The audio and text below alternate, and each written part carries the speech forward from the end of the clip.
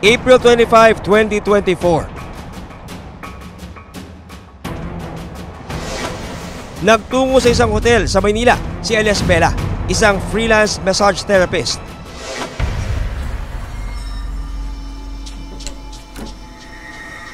Hi, sir. Tulad ng nakagawian, magiliw na binati ni Bella ang kliyente. Yung phone ko po, always ko po yung hawak kasi ina-update ko po sa GC namin. Ayon kay Bella, kailangang i-report sa kanilang group chat ang time-in nila sa loob ng silid ng kliyente. Pero nagtataka po ako sa kanya. Para po siyang may tinatago sa likod. Huwag kang papalag kung ayaw mo masaktan.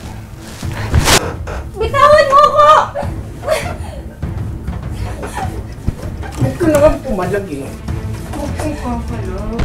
Na-type ko lang po is in po. Kasi pag sabi ko pong ganon, bigla niya na po akong tinutukan ng patalim po, ng cutter. Pagbigyan mo na lang yung gusto ko para matapos tayo. Anong gusto mo? Pera? Ha?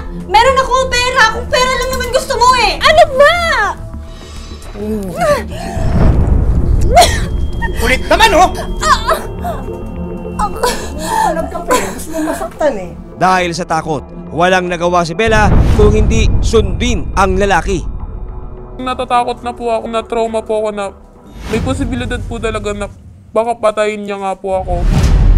Matapos kahasain, binusalan ng suspect ang bibig ni Bella. Itinali rin ng suspect ang mga kamay at paa ng dalaga gamit ang isang electric cord.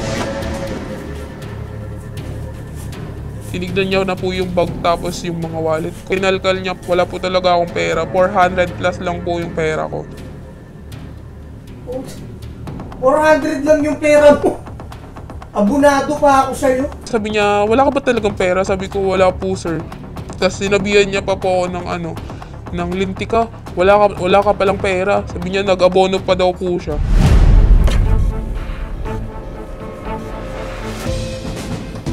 Matapos maisagawa ang krimen, umalis ang suspect. Dito na lakas loob na tumakas si Bella.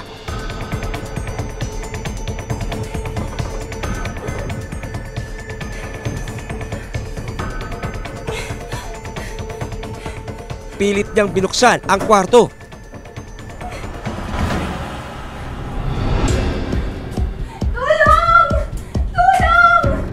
At buong tapang na lumabas para humingi ng tulong.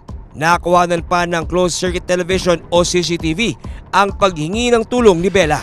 Makikita sa CCTV na patalon-talon si Bella para humingi ng saklolo. Nakahubad, nakatali ang mga kamay at paa. Tulong! Tulungan mo ako! Ano nangyari? Kuya! Ano ka dapat dyan, ma'am? Umalis na po! Tulungan mo ako, kuya! Kahit sobrang sakit po nung pa ako. Tiniis ko po yun kahit sobrang sakit. Nung araw din na yun, nagtungo si Bella sa Manila Police District para isumbong ang krimen. Ang problema, hindi rin alam ni Bella ang katauhan ng suspect.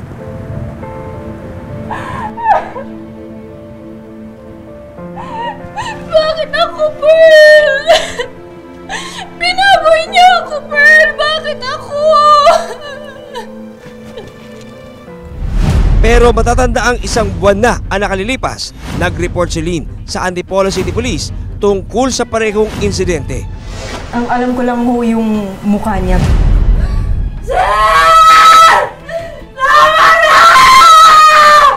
Pero yung pangalan, hindi ko po talaga alam. Dalawang biktima pa ang lumutang dito sa aming tanggapan at nag-claim nga sila na sila din ay ginahasa ng taong ito at ninakawan.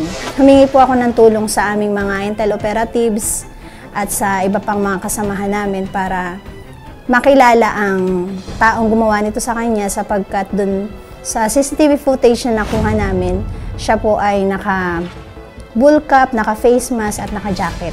Naging challenge po ito sa amin kung paano siya ma-identify. Ipinagbigay alam na rin ni Lynn sa kanyang asawa ang dinanas sa kamay ng kliyente. Babe, may sinabi sa akin ng intel yung sa presido tungkol dun sa posibleng ng rape sa akin. Nakilala na ba nila? Kohe daw yung pangalan eh. Kohe? Ito ba? Tape siya nga. Samantala, matatandaang tinangay ng suspect ang cellphone ni Lynn. Dahil dito, natuklasan ni Lynn ang posibleng kinaroroonan ng suspect sa pamamagitan ng tinatawag na GPS. Nakita po doon sa location kung ano yung mga dinaanan niya, saan siya huminto, ilang minutes siyang doon, at saka anong oras siya nakarating ng baras. Humimas na kaya ng rehas ang suspect na bumibiktima ng mga massage therapist?